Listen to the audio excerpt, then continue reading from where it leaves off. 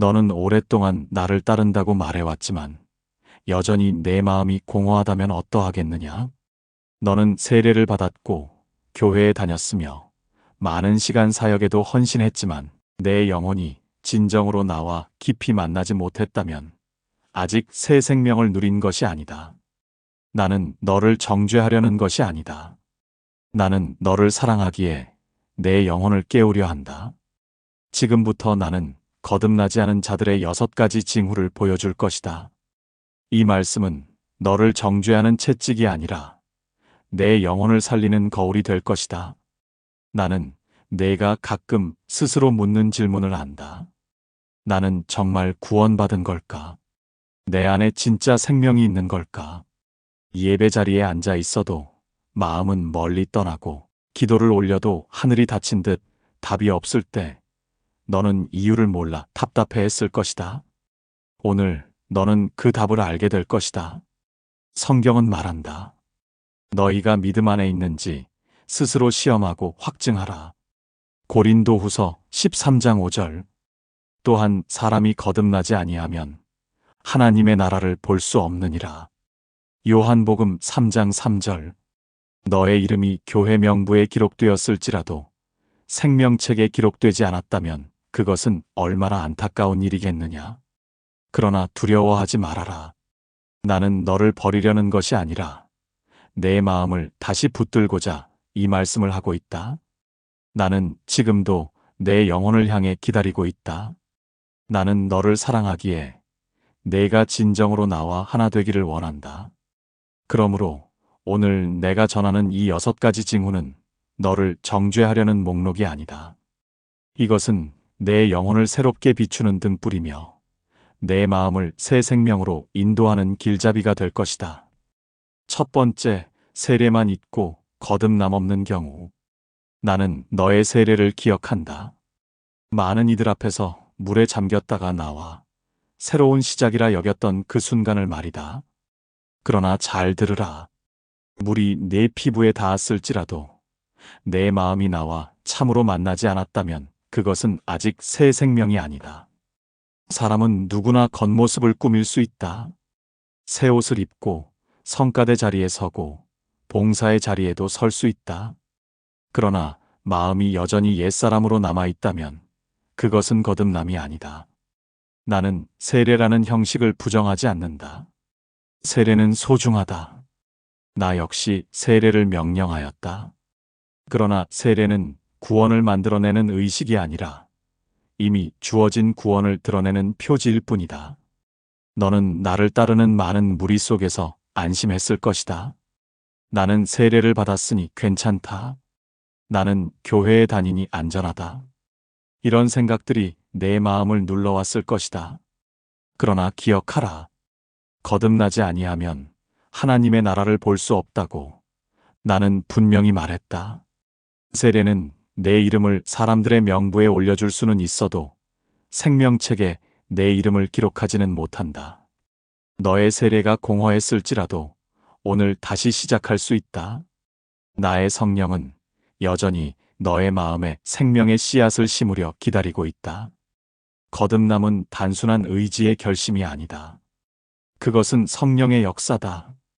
마치 죽은 나무의 뿌리에 새 생명이 심기듯 너의 안에 내 영이 들어가면 마음이 바뀌고 욕망이 새로워지고 삶의 방향이 달라진다.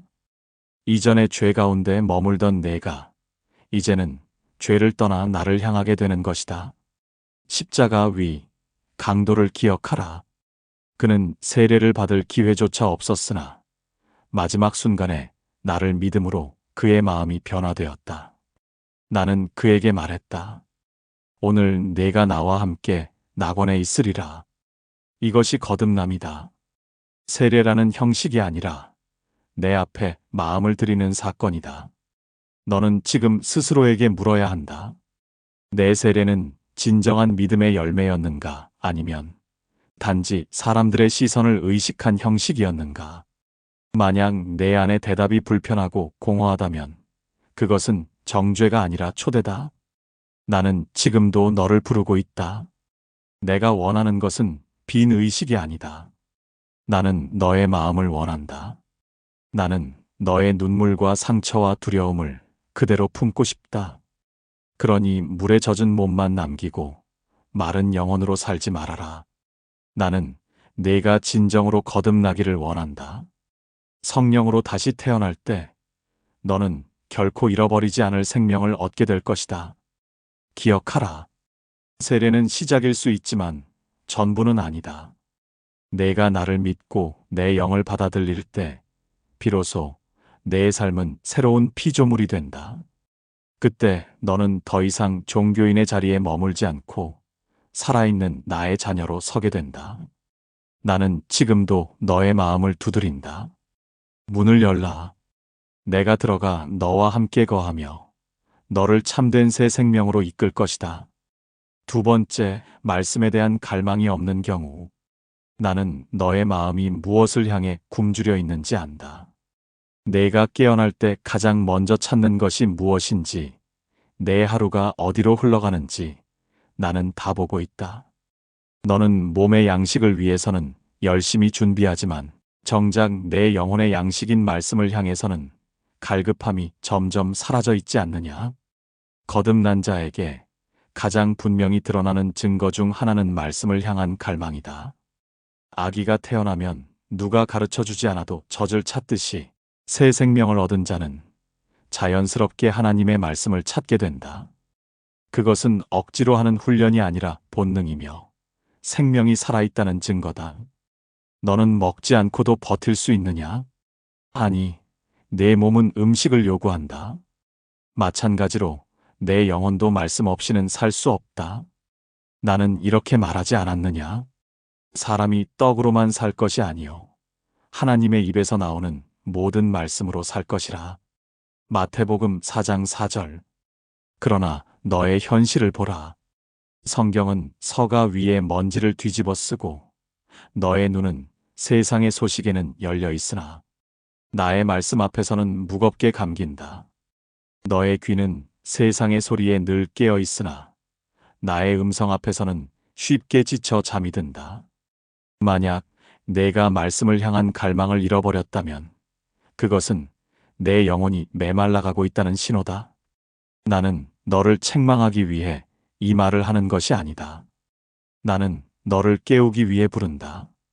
내가 말씀을 잃어버린 이유는 게으름 때문만이 아니다. 때로는 상처와 지친 마음이 너를 말씀에서 멀어지게 했다. 때로는 죄책감과 두려움이 너를 성경책 앞에 앉지 못하게 했다. 너는 스스로를 정죄하며 나는 안 되는구나 하고 포기했을지 모른다. 그러나 잘 들으라. 나는 너를 포기하지 않았다. 내가 말씀에서 멀어졌을지라도 말씀은 여전히 너를 향해 열려 있다. 너는 기도하며 이렇게 고백해 보아라. 주님, 제 안에 말씀을 향한 갈망을 다시 불러일으켜 주소서. 진리를 향한 사모함을 새롭게 해 주소서. 그 기도를 내가 듣지 않겠느냐? 나는 꺼져가는 등불을 끄지 않으며 꺾인 갈대를 버리지 않는다. 내가 잃어버린 갈망은 다시 타오를 수 있다. 성령께서 내 마음에 불을 붙이시면 메마른 심령이 다시금 말씀을 찾게 될 것이다. 그러나 동시에 기억하라. 만약 말씀을 잃어버린 상태로도 아무 불편함이 없다면 그것은 심각한 경고 신호다. 영혼이 굶주려도 아무 고통을 느끼지 못하는 것은 생명이 없다는 증거이기 때문이다. 너는 결코 스스로 속이지 말아라. 내 영혼이 산 증거는 바로 말씀을 향한 갈망이다. 나는 다시 묻는다. 너는 내 영혼을 먹이고 있느냐, 아니면 굶기고 있느냐? 너의 하루가 내 말씀이 아닌 다른 소리로만 채워지고 있다면 그것은 위험하다. 그러나 오늘이라도 돌이키면 된다. 나는 여전히 내 앞에 생명의 양식을 차려두었다. 너는 와서 먹어라. 나는 너를 배부르게 할 것이다. 내 말씀이 내 안에 거하면 너는 다시 살아나고 다시 힘을 얻으며 다시 나를 향해 걸어가게 될 것이다. 세 번째, 죄에 대해 민감하지 않은 경우 나는 내 마음의 가장 깊은 곳까지 안다. 내가 남들 앞에서는 웃고 있지만 홀로 있을 때는 어떤 생각을 품고 있는지, 어떤 말이 내 입술에서 흘러나오는지 나는 이미 다 보고 있다. 너는 스스로 나는 은혜 아래 있으니 괜찮다라고 말하며 안심하고 싶어 했을지 모른다. 그러나 은혜는 죄를 덮어두고 안주하게 하는 허가증이 아니다. 은혜는 죄에서 벗어날 힘이다. 진짜 거듭난 자의 마음에는 죄 앞에서 민감한 떨림이 있다. 죄를 지을 때 내 안에서 성령께서 찌르듯 말씀하신다. 이 길은 아니다. 돌아서라. 너는 쓰러질 수 있다. 그러나 그대로 눕지는 않는다. 너는 넘어질 수 있다. 그러나 죄 속에서 편안히 머물지는 않는다. 왜냐하면 내 영이 내 안에 있으면 죄는 더 이상 내 안에서 안전한 피난처가 될 수 없기 때문이다. 그러나 만약 내가 거짓말을 하고 원망을 품고 용서하지 못하며 음행과 탐욕에 빠지면서도 아무 불편함이 없다면 그것은 심각한 신호다. 내가 죄 속에 있으면서도 평안하다면 그것은 내가 너의 마음에 자리하지 않았다는 증거일 수 있다. 나는 너를 정죄하기 위해 말하는 것이 아니다. 나는 너를 살리기 위해 말한다. 너의 영혼이 죄에 무감각해져 가고 있다면 그것은 병든 몸이 고통을 느끼지 못하는 것과 같다. 병든 몸은 위험을 감지하지 못해 생명을 잃는다. 마찬가지로 영혼이 죄에 민감하지 못하다면 생명의 빛에서 멀어지고 있다는 증거다. 나는 내게 다시 소망을 보여주고 싶다. 죄와 싸우며 쓰러졌을지라도 나는 너를 일으키기 위해 십자가를 졌다. 내가 실패했을 때조차 나는 내 곁에서 기다렸다. 너는 내게 돌아오기만 하면 된다. 내 보혈은 여전히 유효하고 내 죄를 씻기에 여전히 충분하다. 그러나 한 가지는 기억해야 한다.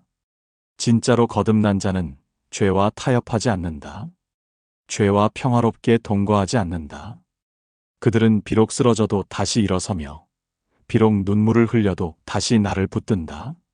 왜냐하면 내 영이 그들을 그냥 두지 않기 때문이다. 내가 진짜 내 안에 있다면 너는 죄와 싸울 수밖에 없다. 내 마음은 지금 죄 앞에서 무뎌져 있느냐, 아니면 여전히 나를 향해 민감하게 깨어 있느냐? 만약 내가 무감각해져 있다면 지금이 바로 깨어날 때다. 나는 너를 부끄럽게 하려는 것이 아니다. 나는 너를 회복시키려는 것이다. 내가 너를 사랑하기 때문에 죄를 가볍게 여기지 말아라. 너는 내 자녀이고 나는 거룩하니 너도 거룩하기를 원한다. 그러므로 오늘 내 앞에 나오라. 내가 죄 때문에 무너져 울어도 좋다. 눈물은 끝이 아니라 시작이다. 나는 내 눈물을 닦아내고 다시 거룩한 길로 세워주겠다. 나는 내가 더 이상 죄에 무감각하게 살지 않기를 바란다. 나는 내가 죄에서 자유로운 영혼으로 살아가기를 원한다. 너는 실패로 규정되지 않는다. 너는 여전히 나의 사랑으로 정의된다.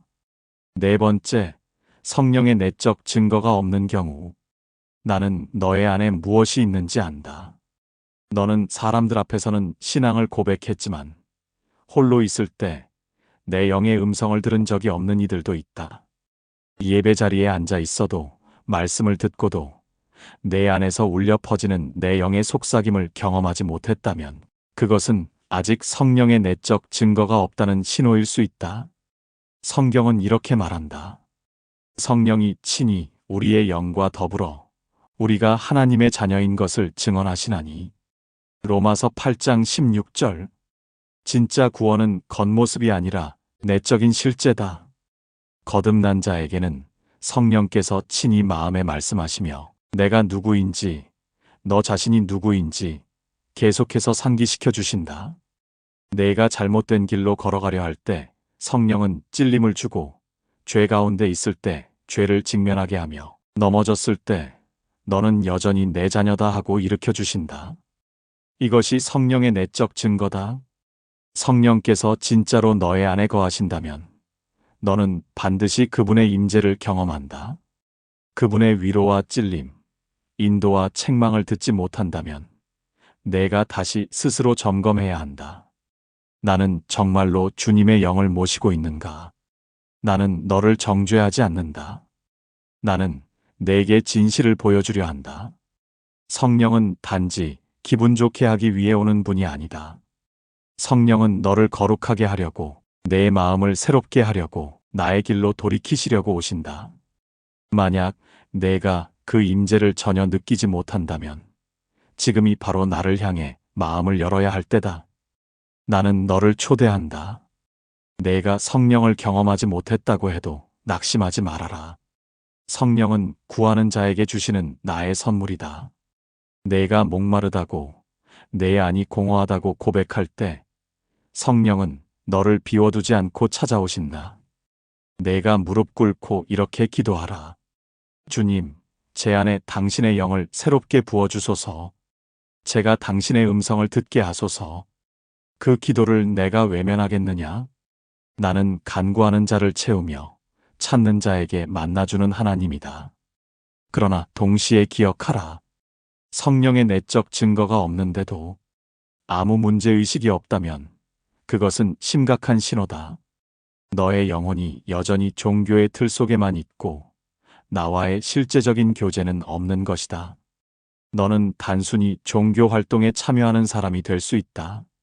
그러나 나는 너를 종교인이 아니라 나의 자녀로 부르고 있다. 자녀라면 아버지의 음성을 듣지 않겠느냐? 만약 전혀 들리지 않는다면 오늘이 바로 그 길을 열어야 할 순간이다. 나는 지금도 내 마음을 두드린다. 너의 안에 성령이 거하시기를 원한다. 나는 너를 떠난 적이 없으며 너를 외롭게 두려 하지 않는다.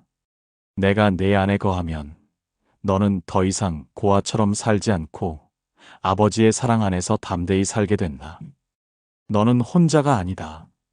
성령은 너의 위로자요, 보호자요, 안내자가 될 것이다. 그러니 오늘 내게 마음을 열어라. 내가 갈망한다면 나는 성령을 너에게 주리라. 그분의 음성을 들을 때 너는 내가 너의 주인 되심을 깊이 알게 될 것이다. 그때 너는 흔들리지 않고 나의 사랑 안에 뿌리 내리게 될 것이다. 5번째, 영적인 열매가 없는 경우. 나는 나무를 보면 그 뿌리를 안다. 겉으로는 무성한 잎을 자랑할지라도 뿌리가 메말라 있으면 곧 시들고 만다. 마찬가지로 너의 삶도 그렇다. 너는 많은 말을 할 수 있고 사람들 앞에서 신앙을 고백할 수도 있다. 그러나 내 삶에 열매가 없다면 그 믿음은 공허한 소리에 불과하다. 내가 세상에 보낸 성령은 단순히 너의 겉모습을 꾸미기 위해서가 아니라 내 안에 새로운 생명을 심기 위해 오셨다. 그 생명이 살아있다면 반드시 열매가 맺히기 시작한다. 사랑, 희락, 화평, 오래 참음, 자비, 양선, 충성, 온유, 절제. 이것들이 성령의 열매다. 갈라디아서 5장 22-23절. 열매는 억지로 만들어낼 수 없다. 사과나무가 애써 노력해서 사과를 맺는 것이 아니듯 성령이 내 안에 계시다면 열매는 자연스럽게 드러난다. 너는 더 이상 옛사람의 욕망을 따라 살지 않고 내 영이 인도하는 길을 따라 살게 된다. 그 길 위에서 너는 사랑을 배우고 용서를 배우고 인내를 배운다. 내가 조금씩 달라지고 있다는 증거가 바로 열매다. 그러나 잘 들으라. 만약 세월이 흘러도 내 안에서 아무 변화도 없다면 그것은 심각한 신호다. 너는 여전히 화를 내고 여전히 용서하지 못하고 여전히 탐욕과 시기와 미움 속에 살면서도 아무 불편함을 느끼지 않는가? 그렇다면 너는 종교인의 모습만 지니고 있을 뿐 성령의 생명은 내 안에 심겨 있지 않은 것이다.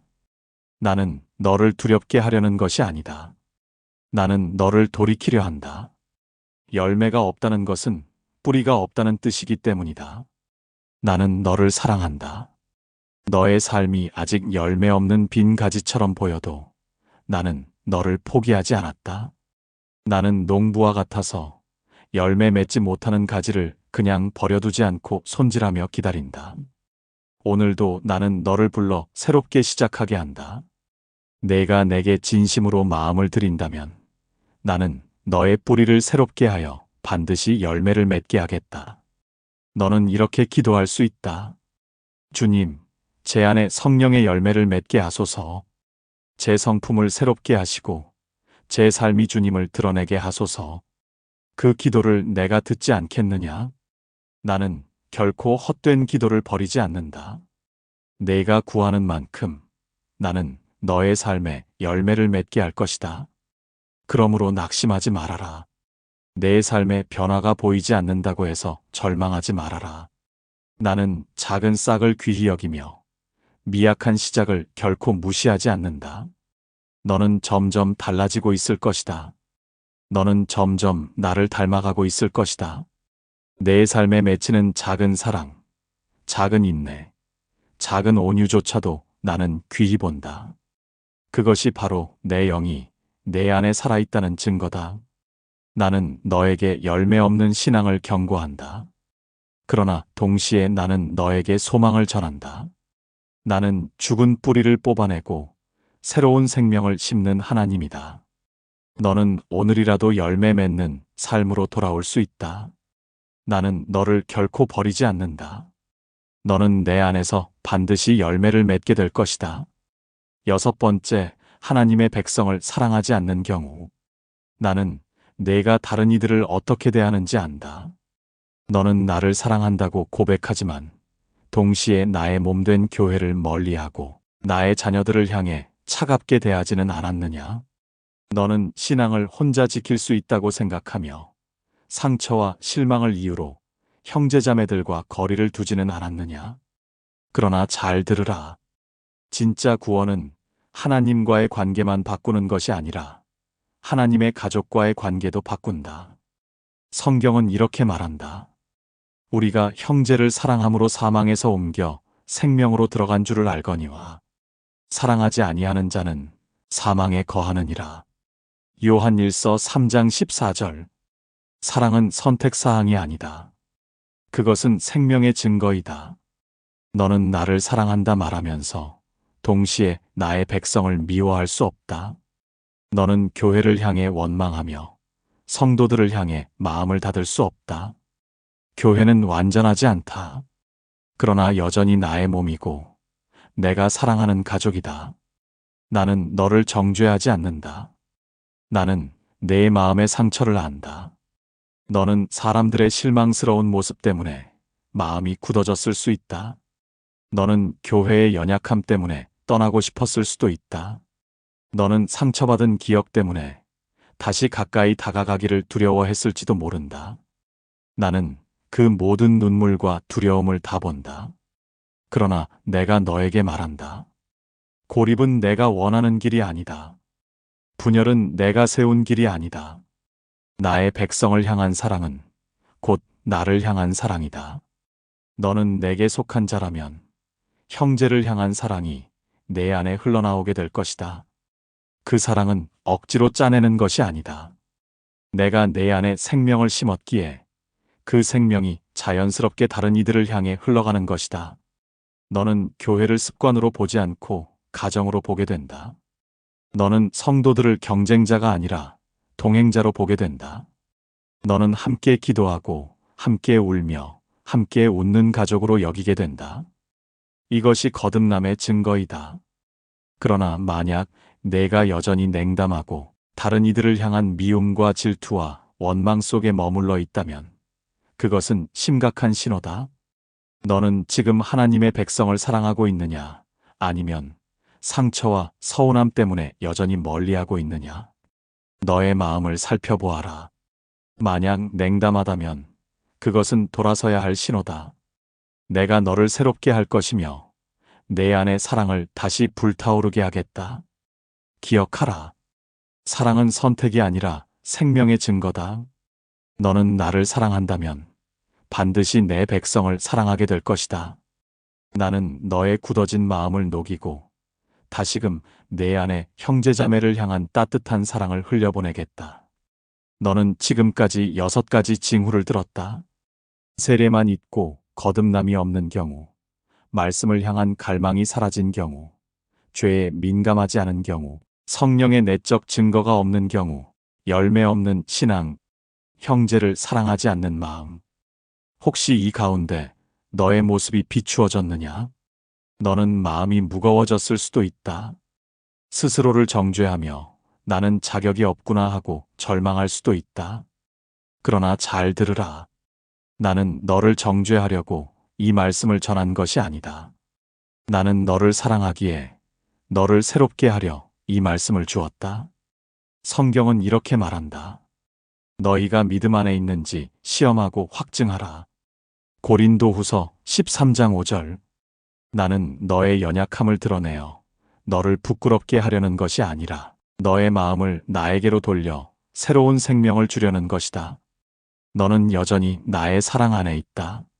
내가 실패했을지라도, 내가 거짓된 껍데기 신앙 속에 머물렀을지라도 나는 너를 버리지 않았다. 나는 지금도 내 마음 문을 두드린다. 너는 나를 멀리 했을지라도 나는 한 번도 너를 떠난 적이 없다. 이 말씀이 오늘 당신의 하루에 작은 위로가 되었다면 구독과 좋아요로 이 여정에 함께 해주세요. 말씀이 오다는 내일도 예수님의 말씀으로 당신을 찾아뵙겠습니다. 예수님의 말씀으로 당신을 기다리고 있겠습니다.